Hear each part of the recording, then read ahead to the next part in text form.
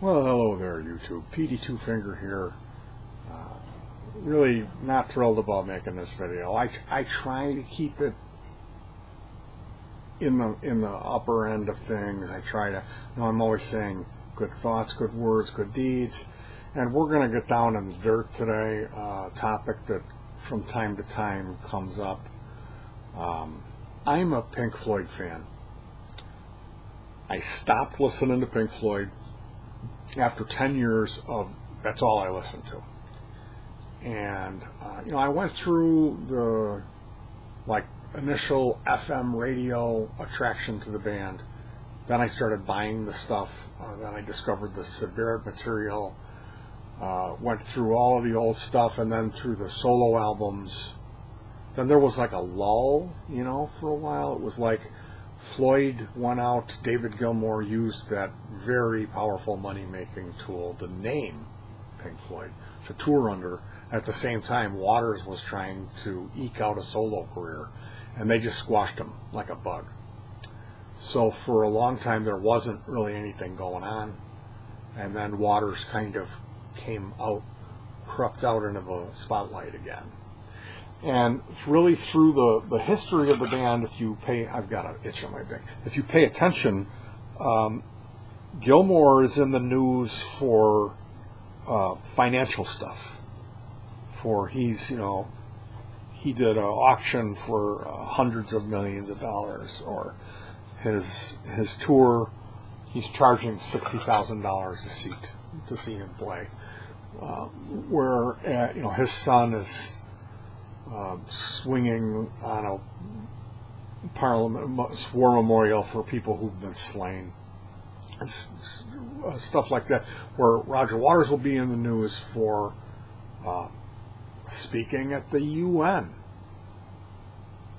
Now, regardless of your take on Roger Waters, if you're a Trumpster or if you support Israel, you have to look at the guy and understand his childhood, his motivations, and then the fact that he's maintained a strong political presence and he stayed true to his core beliefs, and he's went after change actively. He's really made an effort. So you could say he's a jackass, he should stick to the music, whatever you want to say, but you kind of can't deny the fact that he has went after what he feels is right, and that he's worked really hard, even in his old age where he should be retired. I'm just going to say it, that guy is old.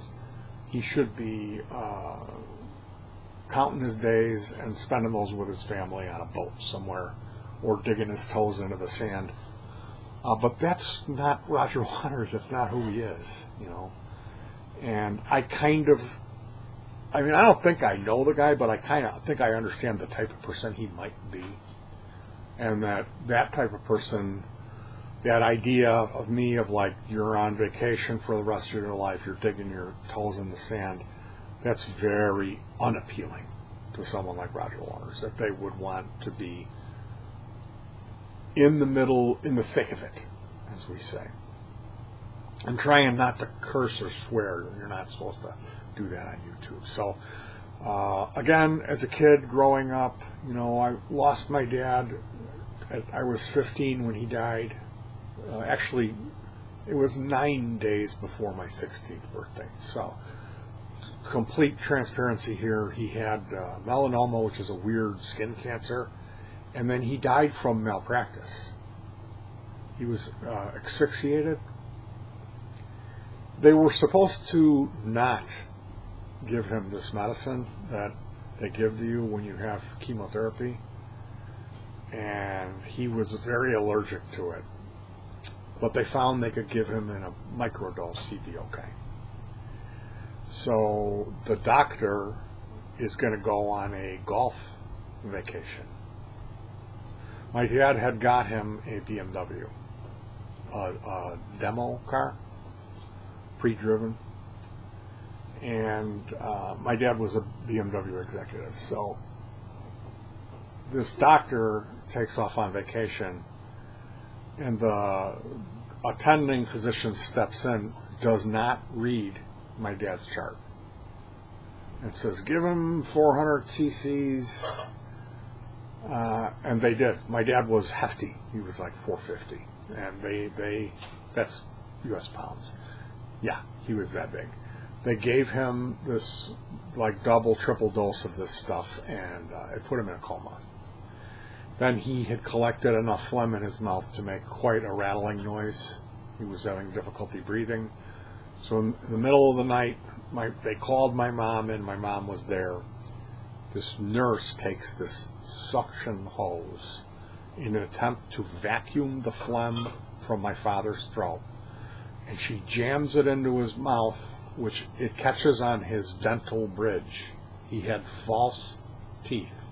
And she lodged my father's bridge into his larynx, into his windpipe, until he deceased. So he was strangled. He choked on his bridge. And my mom didn't do anything. She didn't go after the hospital. It was just, oops, the Lord has his plan. And I was kicked out of the house and living in a car shortly afterwards. So that's my story.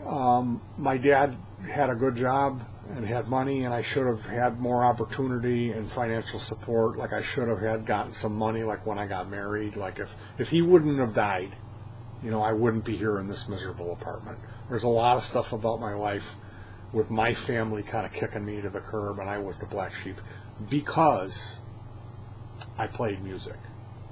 It's all about the guitar and my love affair with Pink Floyd. So fast forward 10 years, I discover Adrian Belews music, and I kick Pink Floyd to the curb. I've had enough of it. That music, there's no hope. Like if you really pay attention to it outside the wall, Brain Damage Eclipse, you've got that moment of realization. It's like so unbelievably overwhelming, and then but the sun is eclipsed by the moon. It's absolutely brilliant. And then you look at to me the band's peak is Dark Side of the Moon, Wish We Were Animals, and The Wall. That's their peak. It's and you look at Animals, and it's like what you've got Pigs on the Wing, which is kind of a bleak. I won't feel alone, or the weight of the stone, now that I've found somewhere safe to bury my bone. Every fool knows a dog needs a home and shelter from Pigs on the Wing. It's kind of bleak. Outside the Wall,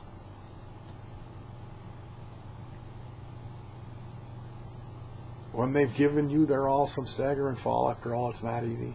Banging your heart against some poor bugger's wall.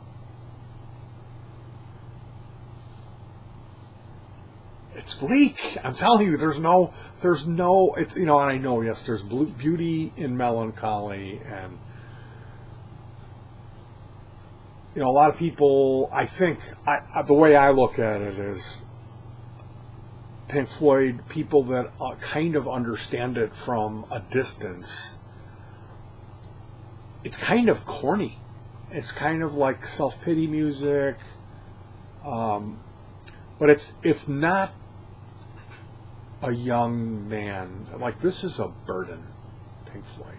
It's a burden. It's a man who's been through it and has given up. That's Pink Floyd. And, it is some great art. The level on which that he was able to craft those songs, nobody ever came close to that. It's absolutely incredible. And there's these real powerful themes that when you digest them, and what you're left with when you put the pieces together and kind of see what he's getting at, then you're like, I get it. And the reason that it's as messed up as it is because this is reality. This is really what we're living through. And that's the bleakness of it all, is life. So it's a horrifying conclusion, and there's this like kind of reference of intoxication that goes with Pink Floyd, like that's music that you listen to when you get high, you know, which is like what's inferred through all of that, joking around about it. And anyone who is able to digest it fully can come easily to a conclusion that that's the only solution here, is like, you're going to deal with this, it's messed up, there really is no answer, and you could find temporary solace in numbing yourself to the pain.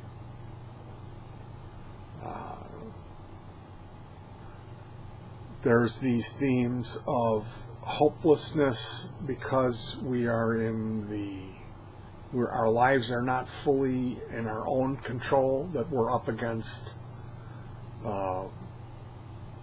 some sort of wicked political system, in that, you know, you hear, hey, you White House. How many people think that that's talking about Trump or something? Mary Whitehouse is a woman. Anyway, I digress. There's that us and them. Okay, we have the rich and the poor, and that's the problem. And like, he did the us and them tour where it was this hand, it kept coming closer together, and then like when it got together, everything blew apart. Like it was like really close to getting together, and then everything dissolved into chaos. It didn't happen. It's brilliant. The imagery, the special effects all kind of lean towards this point. And then we have David Gilmour, who never got the point. He kicked and screamed and fought, ruined the band, ended the band. He dragged his own version of Pink Floyd out to make truckloads of money, squashing Roger Waters' solo career, where Waters went and hid for a long time and didn't do anything. And people have made comments to me like, are you bitter? Or like, you know, I've got some chip on my shoulder against David Gilmour. Because I do have a chip on my shoulder about David Gilmour. And that's what we're here to talk about today. If this type of thing interests you, I have another video on this topic. And I don't want to repeat myself so much, so I'm going to jump right in. I'm going to go ahead and read this text. It's from the Daily World News, I think.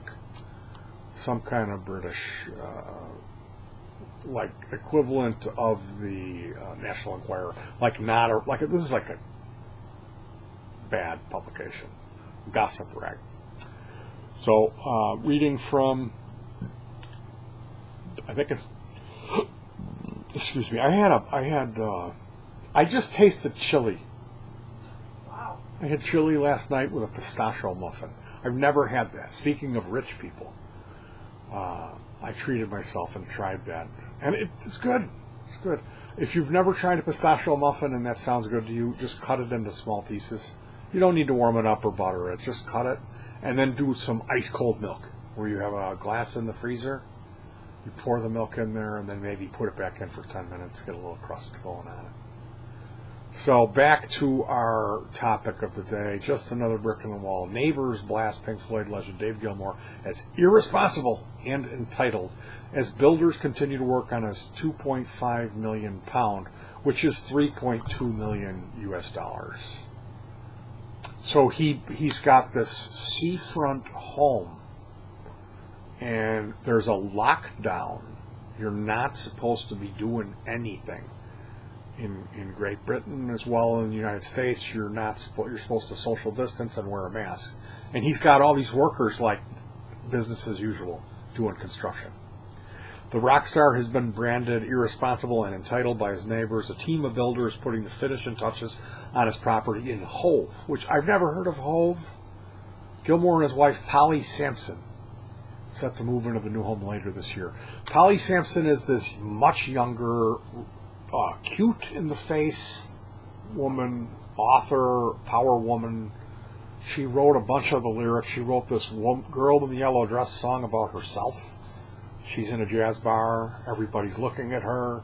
They can't take their eyes off of her. She's so hot. And she's in love with the jasmine. And there's electricity in the air. And she's the only one dancing. And everyone's staring at her. And now, recently, I see her. She's wearing a yellow dress all the time. Anyway, that album was terrible. They had like Floydian imagery. Like there was one song where they had a bird of prey flying around. Like... kind of an imitation of the Gerald Scarfe Goodbye Blue Sky animation from The Wall, obviously, but it was awful. And the reason why I was so upset about that wasn't that it was sub-quality, that it was a terrible album, that the music sucked, that it was a throwaway, that he had obviously done very quickly, was the tour prices. Were, you had to sell 6 of your children to David Gilmour to get in. And that's for a nosebleed seat. So, yeah, neighbors, they're blasting him because the workers are working on his $3.2 million luxury villa. He's been in trouble because he's worth 140 LM, which I guess that's 140 million British pounds, which probably comes up to, 180 million US dollars. His novelist wife, Polly Sampson, they live just a few doors away. So they've got one seafront home, which looks like a hotel. It looks like a mini hotel, like a big building, like a 4 or 5 story. And then they've got this other plot of land. They demolished that thing, and then they rebuilt it. And they're rebuilding that. But in the meantime, they're staying at their country estate in Billinghurst. Then he's got the houseboat on the River Thames, which is like nothing you've ever seen. It's so incredibly beautiful, this houseboat. But it's a recording studio. Now, one of the neighbors said, I think it's ridiculous they're still working on the property when other building projects across the country have come to a halt. It seems as there's one rule for the rich and one rule for us. Again, us and them. That was Pink Floyd's whole thing. And here, what do we find? Well, he's a richman. He's a money gobbler. He's a gold polisher. He's a shekel lover, Gilmore. Another Hove resident says it's completely irresponsible and highlights the divide between the entitlement of those with and those without. I love how they're like quoting Floyd in here. Some people don't realize that we all have to change our ways to stop this virus. So, yeah. In 2018, the rock star's plans for the property caused protests from a group called Save Hove from Property Tycoons. Sound like my kind of people. If you're ever in Chicago and you need a couch to crash on, citizens of the Save Hove from Property Tycoons, look me up. We'll have a chat ski. Locals penned chants to match the lyrics from the 1979 Pink Floyd hit, Another Brick in the Wall. We don't need no demolition. We don't need no thoughtless plans. No tall, dark shadows across our windows. Leave Medina House alone. Hey, Gilmore, leave our hood alone. All in all, it's just another betrayal of us all. To you, it's just another brick in the wall. The couple were given the property in 2015 by local developer Cyrus Taghan. Doesn't sound like that sounds like a good guy there. Cyrus Taghan? Doesn't have a weird mustache at all. He gave him it on the understand you keep it. You better keep it. Taghan became frustrated after having 20 planning applications rejected. So he decided to give the property away for nothing. At the time he told the Guardian, I realized I was going over the same old route, just doing it again and again. I think at the start I never realized there were so many people opposed to my ideas. If people don't want something exciting on the seafront, then I have to walk away from it. It's like a baby. If you give it away, well, you're not going to sell it, are you? You can't put a price on that. 6 years ago, they were interested in turning it into a spa, but now they're more interested in making it a family home for themselves. A couple had the original building demolished last year, and built a new building which aims to capture the spirit of the original is being built. So David Gilmour again in the news. Also, I looked over. My wife actually found it on her Facebook. They have been posting videos. They've got a soundstage set up like a French bistro. There's a woman playing a harp. There's the dog running around. They've got a baby. It's very homey and family, but it's at a French bistro. There's wine and cheese, and they're talking about poetry. Polly is got quite a bit to say. David sits quietly, nursing his wine, sitting with an acoustic guitar, while they will, every once in a while, it's a 35-minute thing, and then he'll break into some sort of Leonard Cohen piece on the blues of a man who has to pay a high tax bracket, some type of shekel polishing blues where your hand gets sore from polishing the mountains of gold shekels that you sleep on every night. Anyway, this is one of the reasons why I don't like David Gilmour. We're coming up on 22. That's my magic number. Good thoughts, good words, good deeds. I apologize about this one, and peace.